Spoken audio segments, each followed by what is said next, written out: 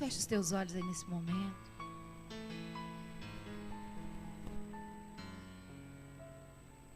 O Helder vai estar ministrando a palavra sobre a sua vida, a palavra do Senhor. Deus, que nesse momento, Pai,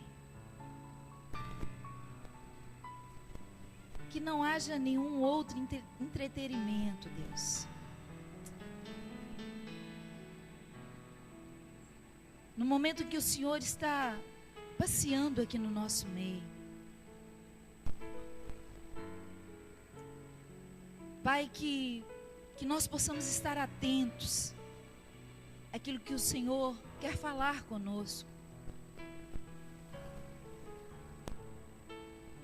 Tantas das vezes nós queremos ouvir, Pai, aquilo que nós achamos que estamos precisando. Mas o Senhor sabe exatamente o que é preciso para a nossa vida. E eu creio que o Senhor preparou isso nessa noite para a nossa vida. Que a sua palavra possa adentrar o nosso coração. Seja ela exortação. Seja ela, Pai, da forma que o Senhor quiser. Que nós estejamos, Pai, totalmente entregue àquilo que o Senhor quer fazer nessa noite.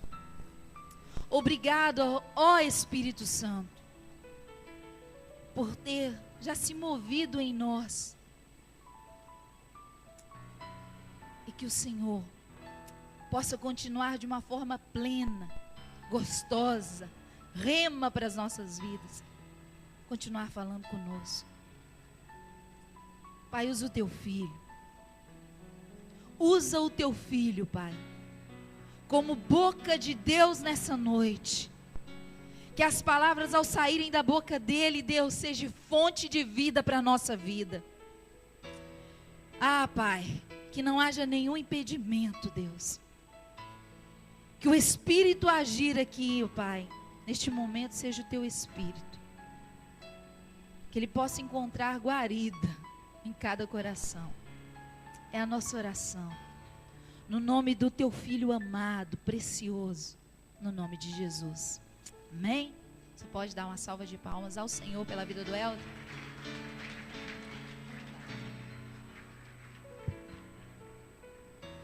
Graça e a paz do Senhor. A graça e a paz do Senhor. Como é bom estar na casa de Deus. Como é bom podermos nos alegrar, né, na presença do Altíssimo. Eu temo e tremo toda vez que eu subo aqui e peço a Deus que assim seja sempre. Que eu subi aqui confiando nas minhas próprias forças, que Deus me abata embaixo mesmo. Eu suba sempre na dependência dele. Abre lá a tua Bíblia, você que trouxe tua espada. Eu gosto de frisar isso sempre para mim. Bíblia é soldado sem metralhadora no meio da guerra. Então, o tiro está comendo solto e você só pode cair. Vou demorar porque Lucas capítulo 2, a partir do verso 41.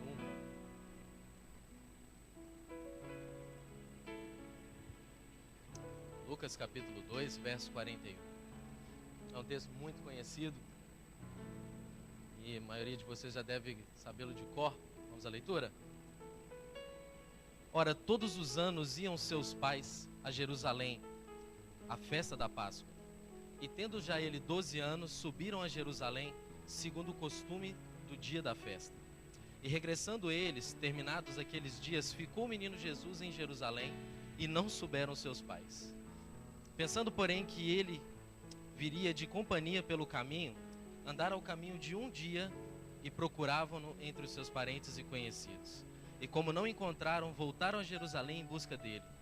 E aconteceu que, passado 3 dias, o acharam no templo, assentado ao meio dos doutores, ouvindo-os e interrogando-os.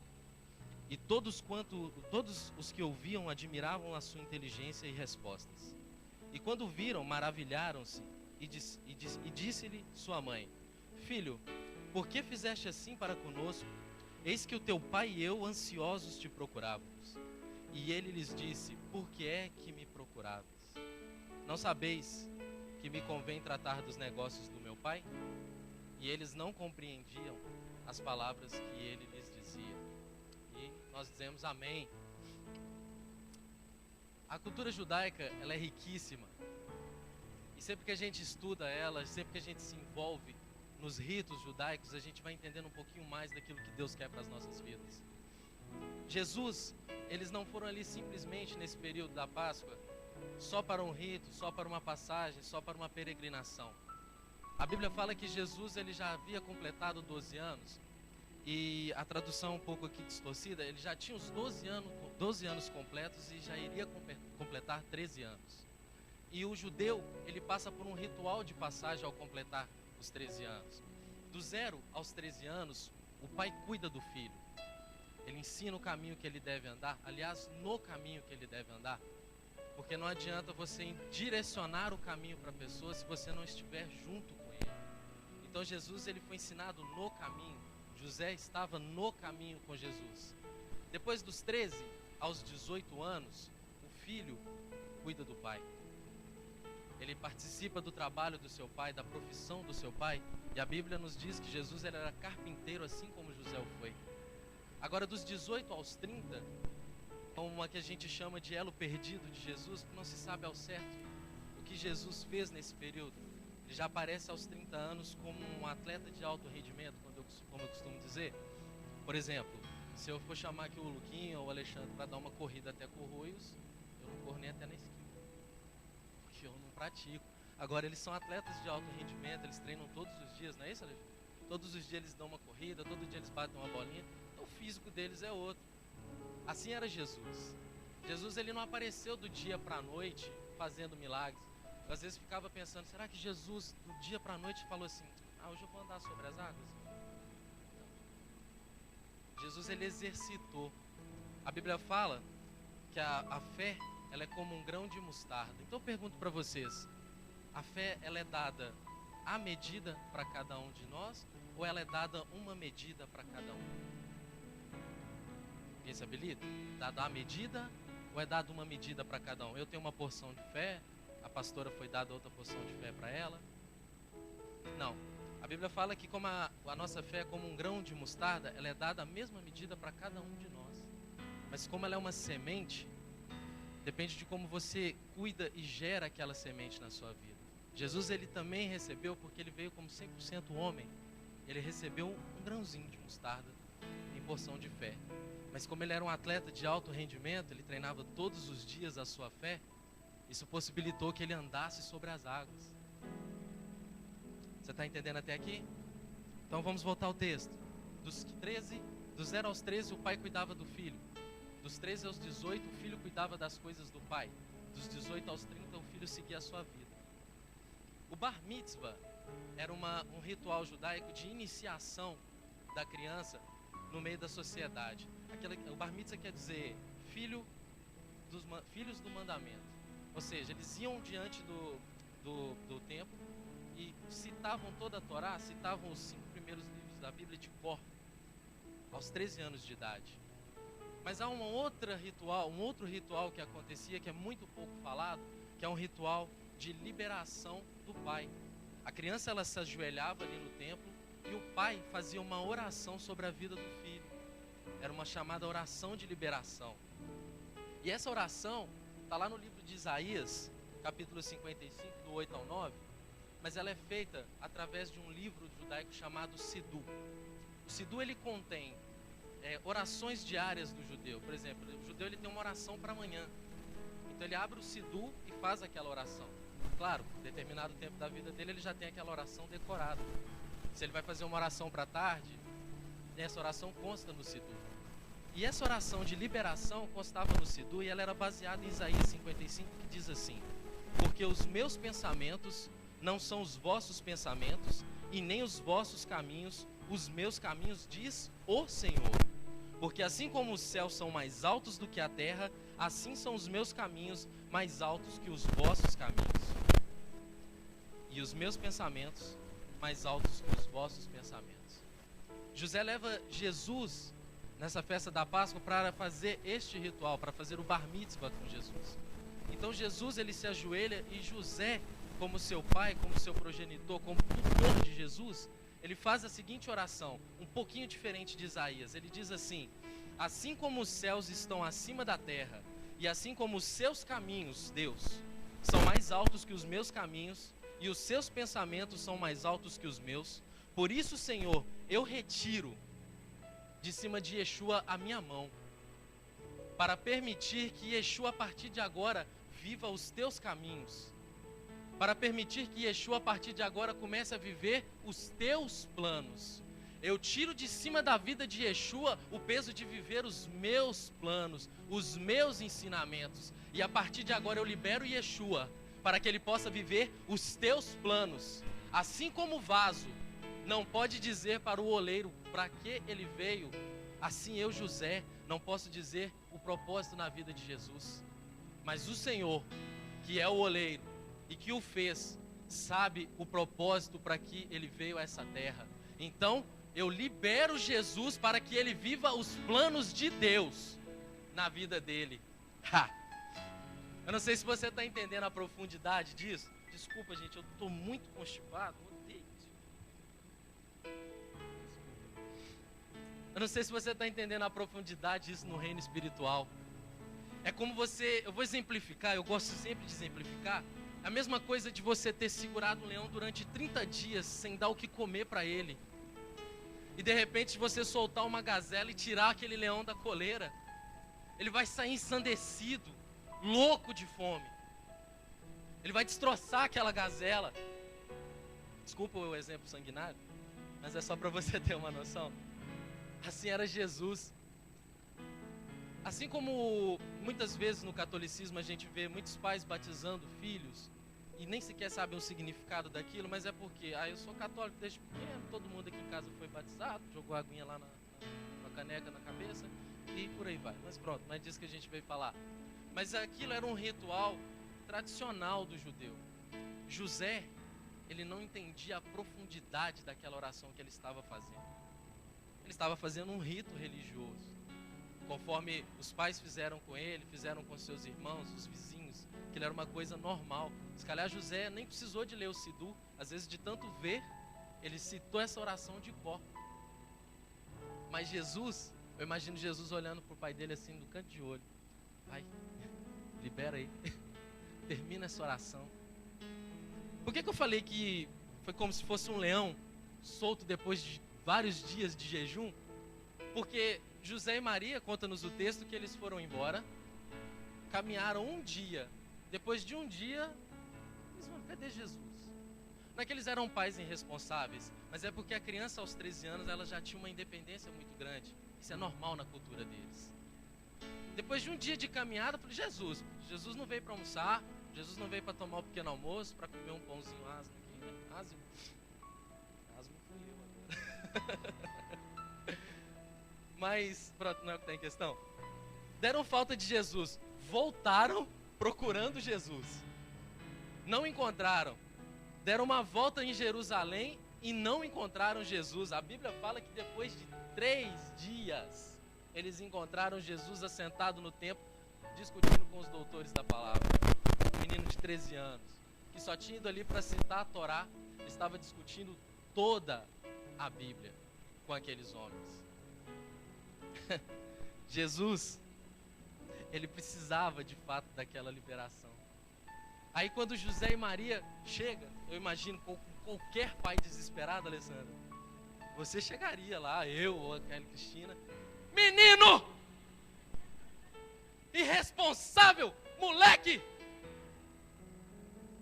Eu vou te dar com a havaiana de pau! Eu vou acabar com você! Você não viu que eu e o seu... Lê lá na sua Bíblia. Pai, está escrito com P minúsculo. Lá no verso 48. Se quiser conferir depois em casa, mas eu não estou falando heresia não. Será que você não viu que eu e seu pai estamos desesperados, menino? Agora eu vou imitar Jesus. What? É porque eu não sei falar what, né? Com quem em hebraico, senão eu ia falar. Pera lá. Eu é que sou louco aqui. Ah, eu que sou o doido. O papai ora, não sabe nem o que está orando, e eu é que sou o doido. Volta lá, papai, lembra o que o senhor falou? O senhor estava me liberando para cumprir a vontade do meu pai. Meu Deus. Aí, eles continuaram boiando, gente. Porque a Bíblia fala, olha lá, e eles não compreendiam o que ele dissera. Ele está falando, olha, eu estou aqui cumprindo a vontade do meu pai, mas José, mas eu não te mandei fazer nada disso, menino. Eu te mandei ficar aqui em Jerusalém, era para ter ido embora. Mas o que eu falei com vocês anteriormente? É só para quebrar um pouquinho. Quando fala de parquinhos. Não é. A Bíblia fala que Jesus, a partir daquele momento, ele iniciou um processo de honrar ao Pai Celestial. Ele iniciou um processo de honrar a Deus para cumprir o propósito para o qual ele tinha descido à terra. Mas ele veio para cumprir toda a lei. E a Bíblia nos fala que Jesus, ele era o carpinteiro, correto? Ele dos 13 até os seus 18 anos, ele trabalhou com seu pai. Na cultura judaica, como eu disse, dos 0 aos 13, o pai cuida do filho. Dos 13 aos 18, o filho cuida do pai. Mas José, ele era pleno em saúde, então Jesus, ele se torna carpinteiro para ajudar seu pai na sua oficina, provavelmente. Sou eu e a minha mente de fantástico mundo de bola. Mas eu acredito que tenha sido assim. E dos 18 aos 30, Jesus, ele inicia o seu processo de se preparar para começar a honrar a Deus. E eu estive estudando a palavra honrar, e ela tem uma profundidade bíblica muito mais intensa do que aquilo que a gente imagina. Para vocês, vamos ser mais tete a tete aqui, deixa eu ver se eu consigo um feedback. O que é honrar na concepção? Alguém se arrisca? Honrar? Se ninguém se manifestar, eu vou apontar o dedo e vou perguntar. Tá? Boa, também? Honrar? Também? Alguém mais se habilita? Não? Deixa eu dar um exemplo para vocês. Tony, você respeita um cão bravo? Respeitar está dentro de honrar, correto? Agora você honra o cão?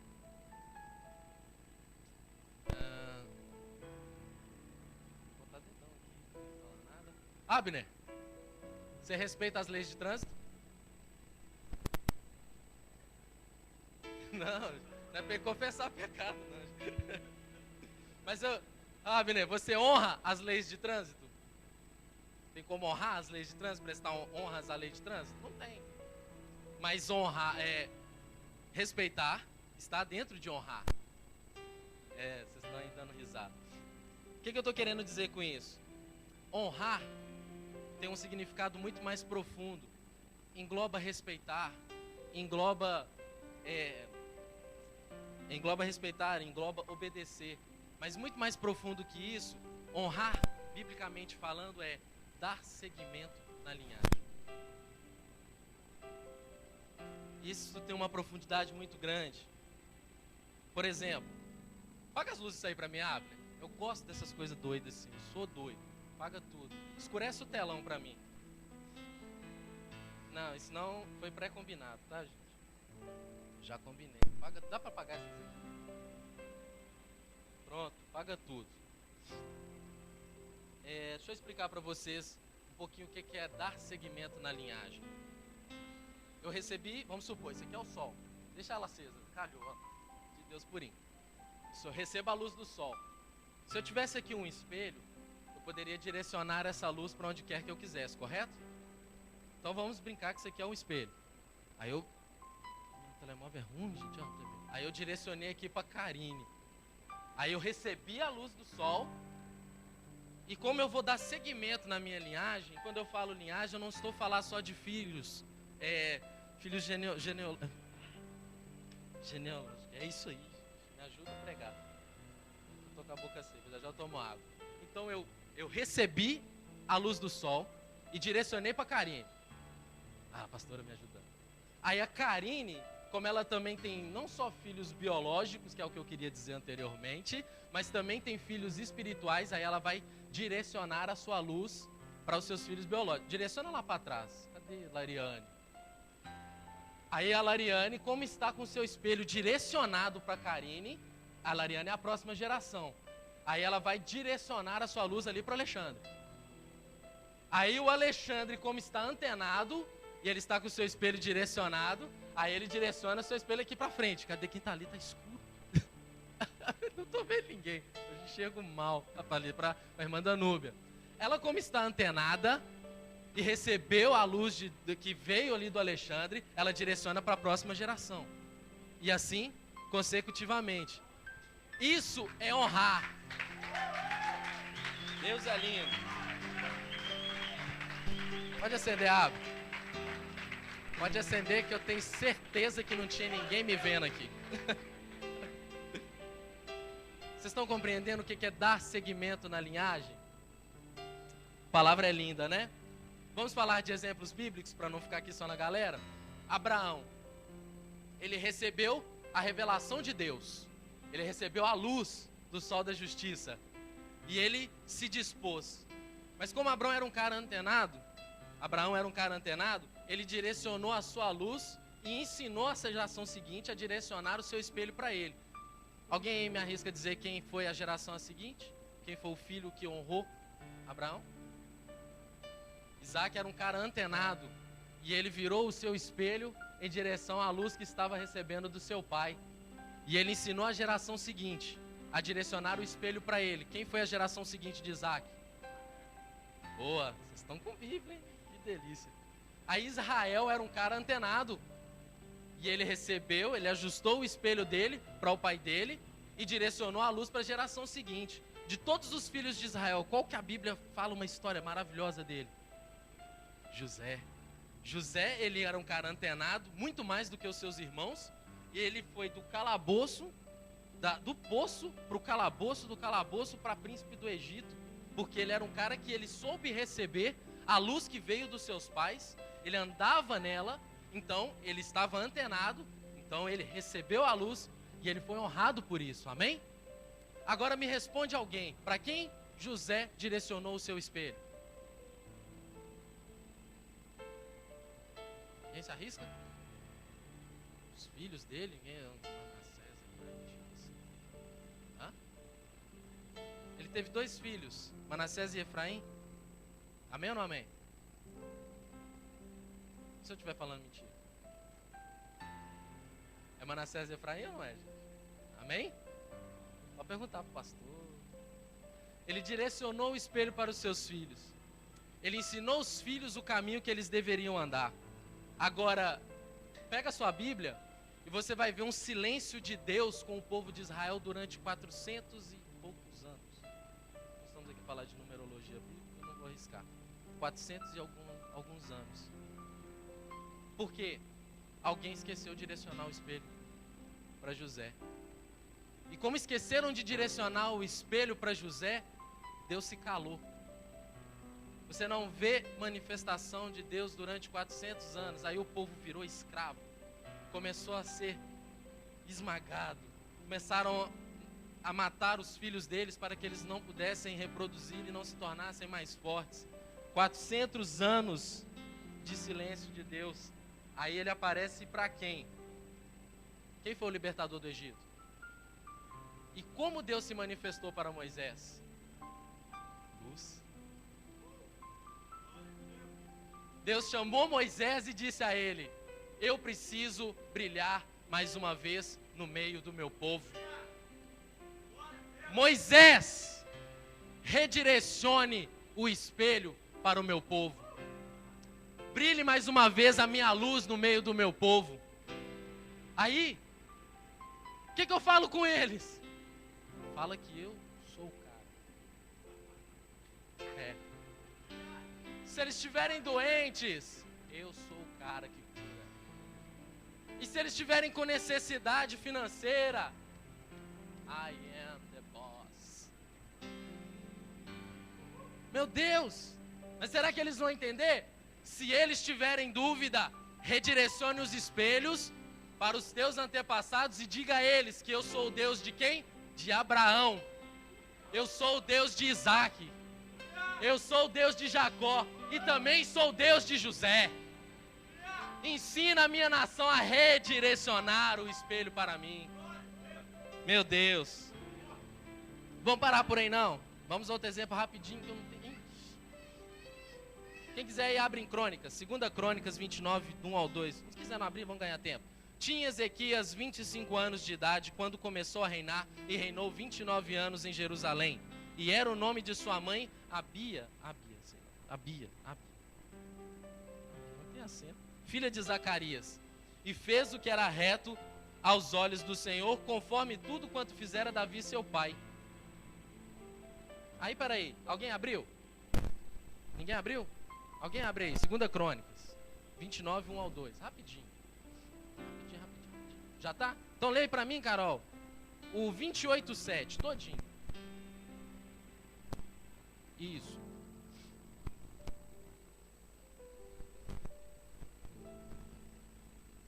Não, segunda 28, 27. Yeah.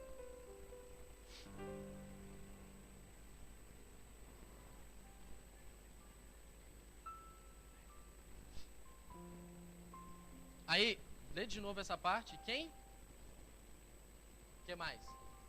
Mas espera lá. O texto que a gente leu não disse assim: e fez tudo conforme fizera Davi o seu pai? Quem lê Bíblia vai saber do que eu estou dizendo.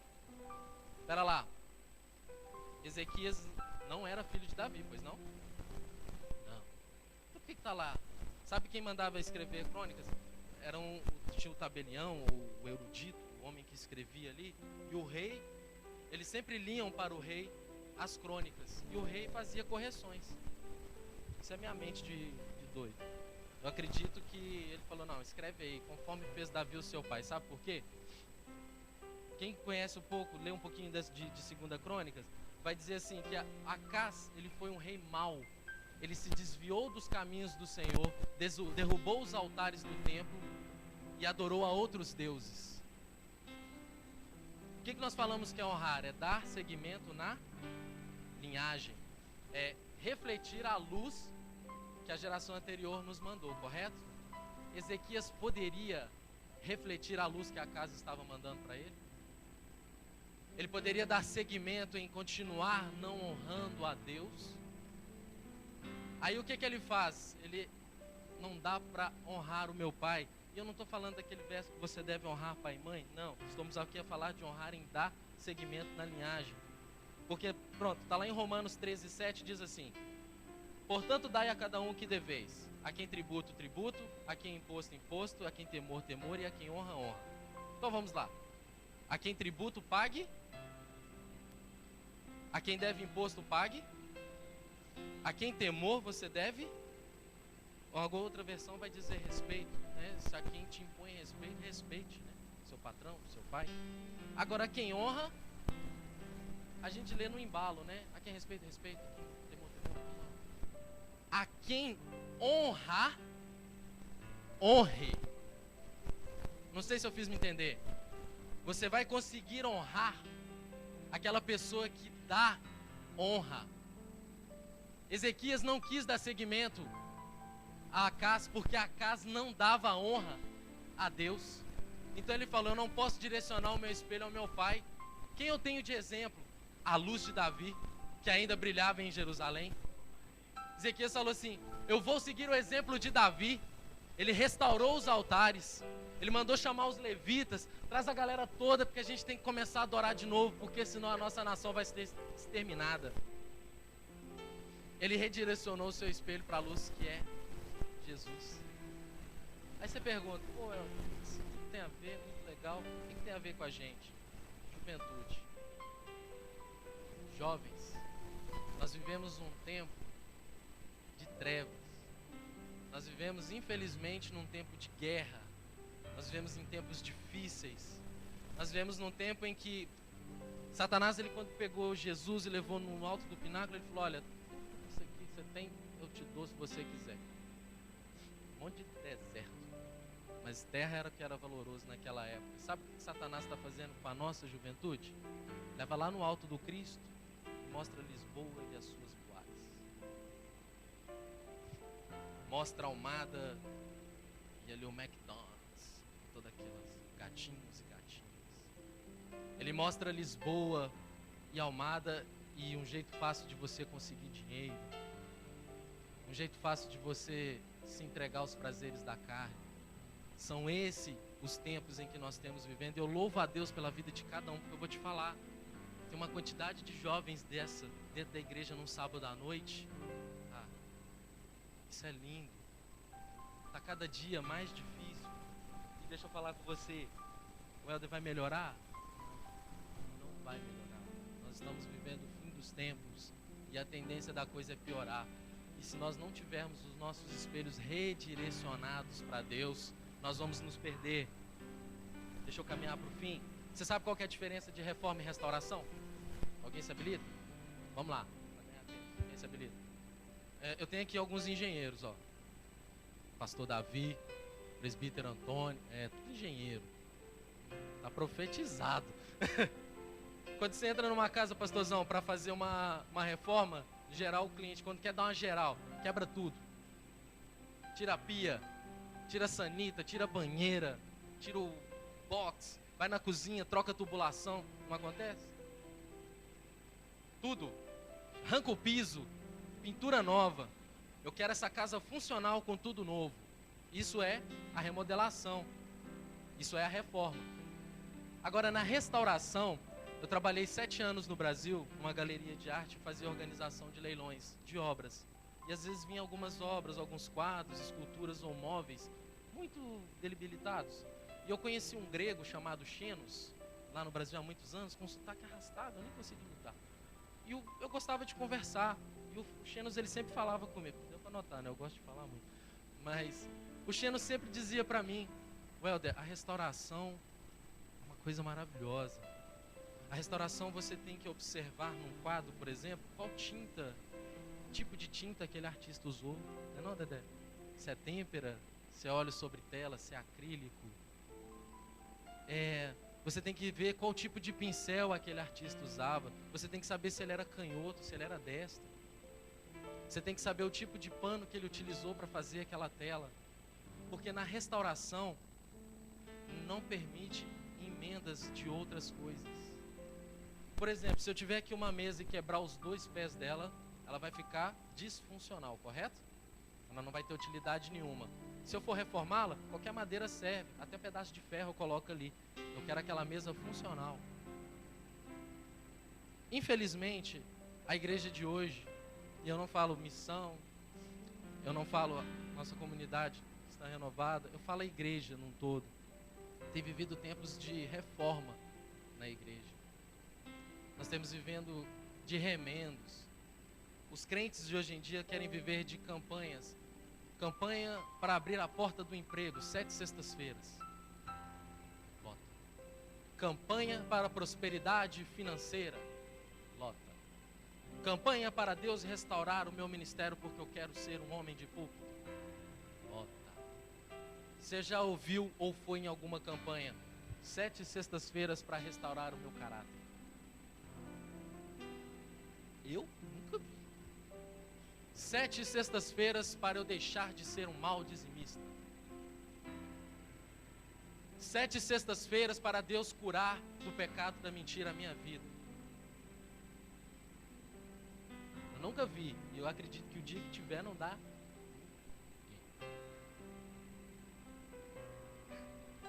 Desculpa. Eu nunca vi. A palavra de Deus fala que a restauração, ela não aceita remendos, porque a igreja infelizmente tem vivido a gente quer ver a igreja funcional, a gente quer ver a igreja com a porta aberta, então muita gente aceita remendos na igreja, porque a mesa tem que estar de pé, ela tem que estar funcional. Na restauração não, na restauração ela tem que estar de pé, mas ela só aceita aquilo que está na palavra.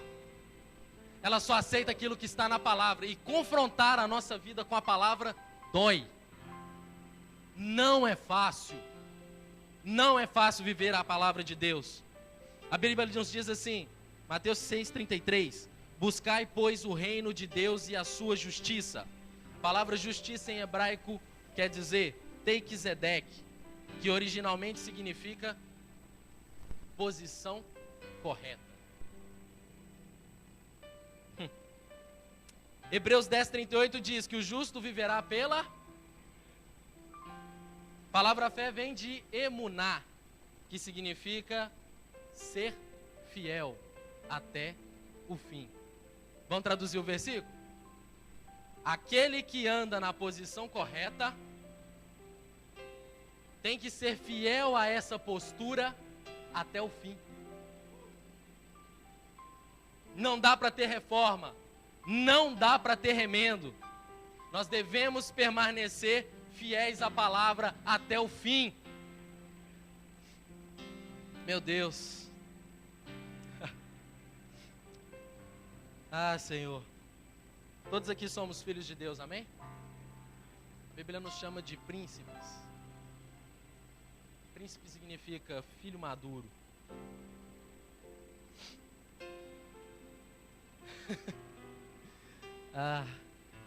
Eu queria que vocês estivessem sentindo o que eu estou sentindo aqui. Eu acredito que alguns de vocês estão. Deus, Ele está com uma espada aqui nessa noite. Vou avançar com isso. Aleluia. Filho maduro. Para nós não sermos, por que a Bíblia fala que nós devemos mantermos firmes na nossa posição e sermos fiéis até o fim? Porque isso vai gerar em nós maturidade. Para que nós não sejamos como o filho pródigo, que não estava preparado para receber a herança do pai e torrou ela toda na gandaia. Deus, Ele não vai ficar derramando sobre a minha vida e sobre a sua vida assunção. Ele não vai derramar sobre nós a nossa bênção. Você está às vezes no altar: Deus, eu quero uma melancia! Genericamente falando. Deus, me dá uma jaca! Os portugueses, calhar, não conhecem, mas pronto. Deus, me dá um melãozão gigante! Aí Deus vai lá do céu e joga uma uva. Aí você... eu não consigo. Aí você não dá conta de carregar nenhuma uva e quer que Deus te dá uma melancia para você carregar, uma melancia ministerial. Você não está cuidando nem da sua amora, você não está cuidando nem da sua cereja. Aí quer que Deus derrama sobre você a melancia do Senhor. A Bíblia fala que se colocar o vinho novo no odre velho, estraga, perde-se o odre e perde-se o vinho. Se você nunca leu esse texto, eu vou te falar: Deus às vezes não derrama sobre a sua vida a unção que você quer e que você nasceu para recebê-la, porque senão Ele perde a unção que Ele derramou e perde você. Deus chamou Moisés e falou assim: ó, eu mandei você bater uma vez, você bateu mais. Quer saber de uma coisa? Vai morrer. Finishing para você. Vai lá, chama Josué, coloca ele à frente da galera, porque você vai ficar aqui e vai morrer. Moisés desceu, chamou Josué e falou: ó, Deus falou que é você que manda agora no pagode todo aí. Então, você não vai não, Moisés? Tem que resolver uns mantos ali com ele. Josué tomou frente ao povo. A Bíblia fala que Deus o exaltou diante do povo. E o anjo do Senhor apareceu para ele e disse assim: olha, pega aí no meio da galera, separa deles aí uns caras fortes, power mesmo, que eu vou fazer um poderoso exército. Imagina o Josué dando gargalhada na cara do anjo. O povo caminhou 40 anos no deserto. Todo homem que sabia empunhar espada, que era parrudo lá, de tanto amassar barro, forte, morreu. Eu só estou com um moleque de 40 anos aqui, ou menos, ou mais. Você quer que eu faça um exército com esses caras aí? O anjo pega uma pedra afiada, nós vamos fazer a circuncisão geral. Porque o povo durante o deserto, eles não participaram, eles não fizeram esse rito da circuncisão. Então agora nós vamos fazer, porque é deste povo jovem que eu vou levantar um poderoso exército.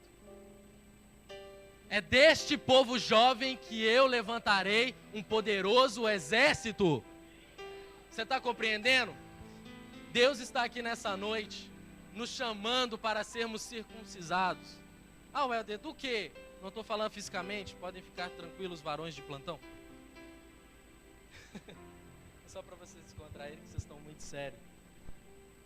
Boa noite, a mim e a você, para fazer uma circuncisão das coisas deste mundo, para podermos nos desligar. Paulo, ele arrumou um quebra-pau com o resto dos... Paulo, ele arrumou um quebra-pau com o restante dos apóstolos, porque todo gentil que Paulo convertiu, os apóstolos queriam passar faca nos caras. Depois de velho, pensa. Muita criança, não vou entrar para esse lado. Paulo, eles queriam fazer a circuncisão com os gentios que chegavam. Paulo, gente, deixa eu falar, a circuncisão é feita aqui, ó. Coração. A gente se desliga das coisas deste mundo para podermos viver os projetos de Deus na nossa vida. Por isso que eu disse para você que Deus, ele está aqui nessa noite com uma espada e ele quer fazer uma circuncisão geral. Ele quer, assim como José, e ele é o nosso pai, amém? Deus é o nosso pai, amém?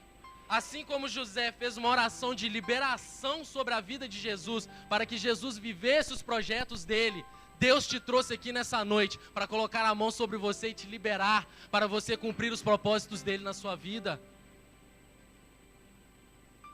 Ele quer fazer um bar mitzvah espiritual com cada um de nós aqui, amém? Nós devemos nos aproximar de Deus conforme ele procura. Eu já vou acabar, se quiser se colocar de pé. Curva a sua cabeça, feche teus olhos. A gente tem que parar de fazer de Jesus como um santo da igreja católica, em que chega-se diante do santo e põe uma vela, anda de joelho, põe sei lá, como na macumba, que põe uma farofa, um frango preto lá, aquela miséria toda, e paga um preço para aquele santo que tem boca, mas não fala nada. Aí a gente faz de Jesus um santo.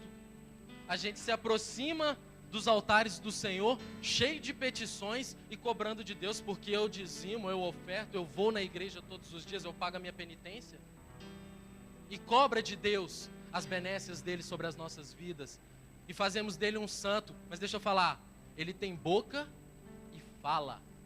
O problema é que muitas das vezes nós não estamos dispostos a ouvir aquilo que Deus fala. Então vamos nos aproximar a ele. Eu acho que a Bíblia fala que nós não devemos nos aproximar, nos achegar a Deus de mãos vazias. E muita gente leva isso a sério, chega com a mão cheia de problemas. Ó, tá aqui, ó, o senhor falou para não comparecer de mão vazia. Tá aí meus problemas. O jejum é uma coisa muito linda. Eu não estou falando para você começar a fazer jejum. Eu não sou ditador de regra da sua vida. Eu estou aqui só falando aquilo que Deus cobrou de mim, para eu falar para cada um de vocês. O jejum, eu estava para entender o jejum, e o pastor Márcio sempre fala com a gente que o jejum, ele não é para nos abençoar com alguma coisa, o jejum prepara a nossa carne. E eu estava meditando sobre essa fala do pastor Márcio, e eu falei, como é que eu vou explicar isso para a juventude? Então pensa numa boate, e alguns de vocês já foram, não precisa levantar a mão quem foi. Aí você está lá no puf, puf, puf, puf, puf, Jesus humilha Satanás, e por aí vai. Aí chega o cara e fala assim, ô, estão roubando o seu carro lá fora. E você, essa música é demais. Não, cara, quebraram o vidro do seu carro, este passeio é maneiro.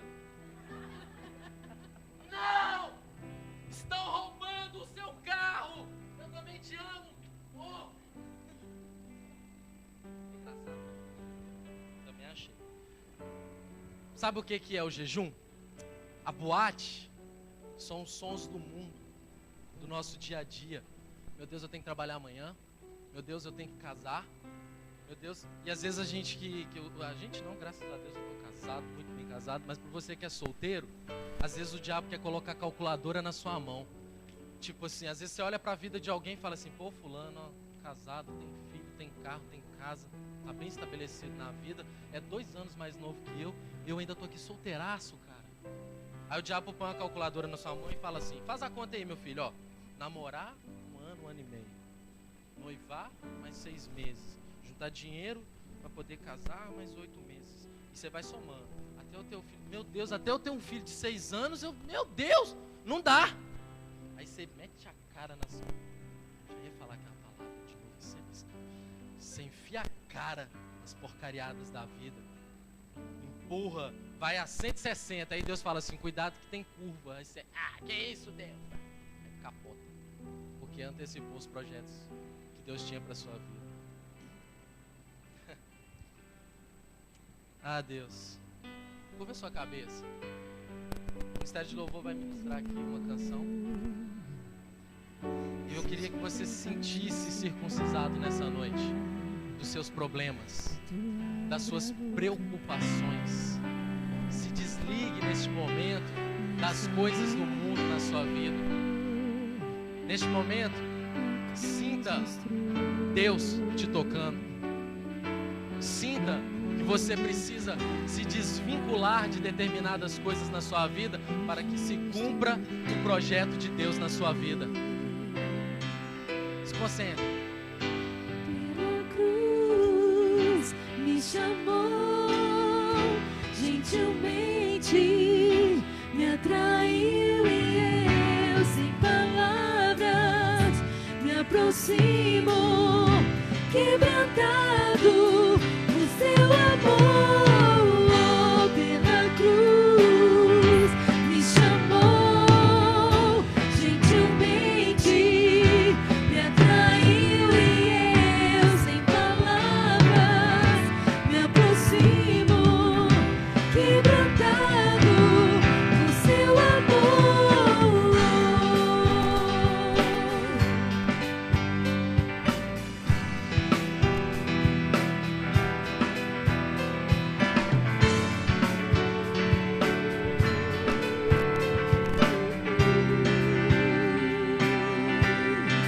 Merecida vida, de graça recebi, por tua cruz, da morte me livrou, trouxe minha vida, eu estava condenado, mas agora pela cruz eu fui reconciliado.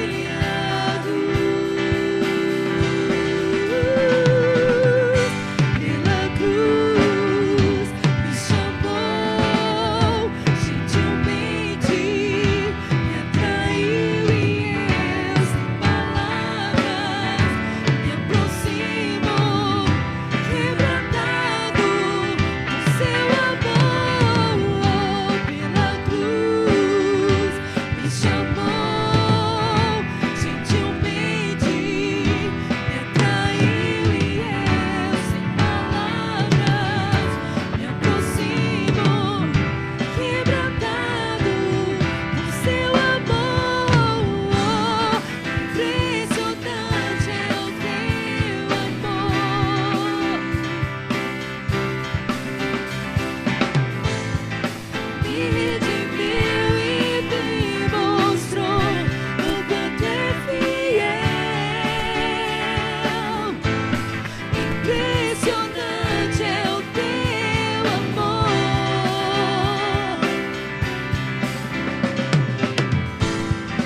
Me redimiu e me mostrou o quanto é fiel.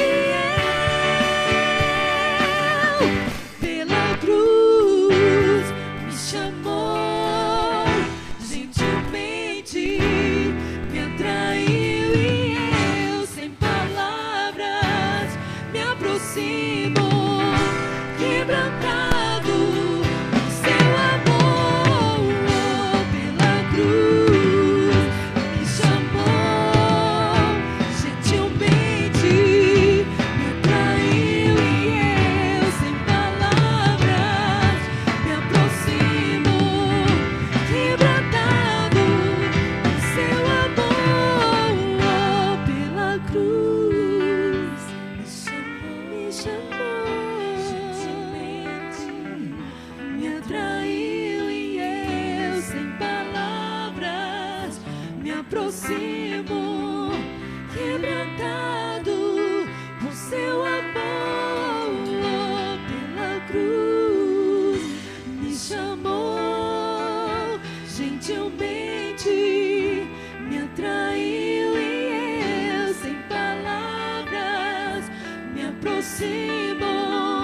quebrantado por seu amor. Pela cruz me chamou gentilmente, me atraiu e eu sem palavras me aproximo, quebrantado por seu amor.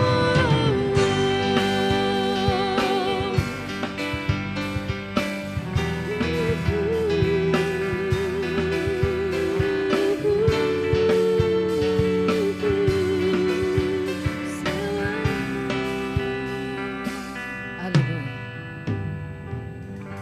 Você pode dar uma salva de palmas ao Senhor pela palavra dele. Quantos espelhos nós temos aqui nessa noite?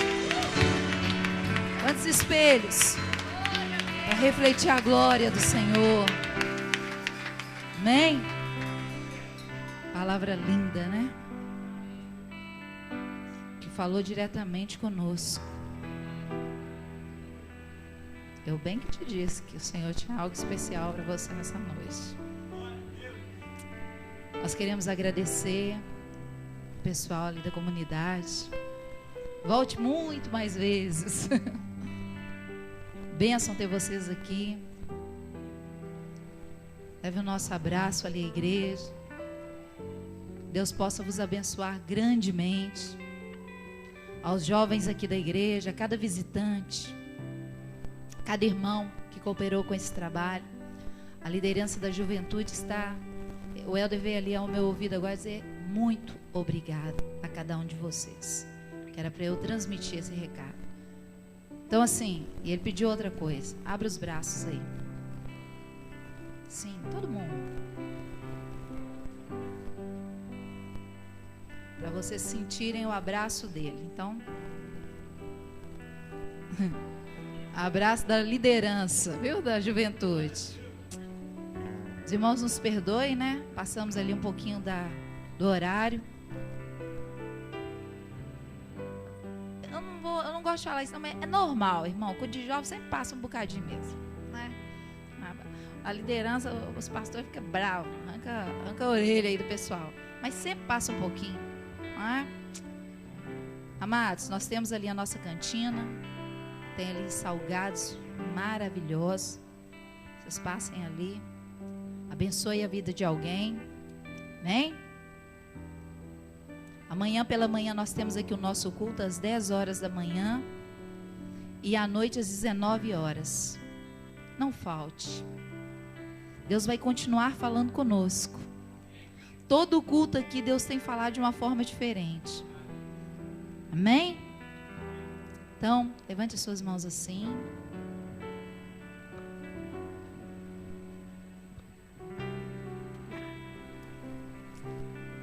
Deus, muito obrigado pela tua palavra. Muito obrigado pelos louvores ministrados nessa noite.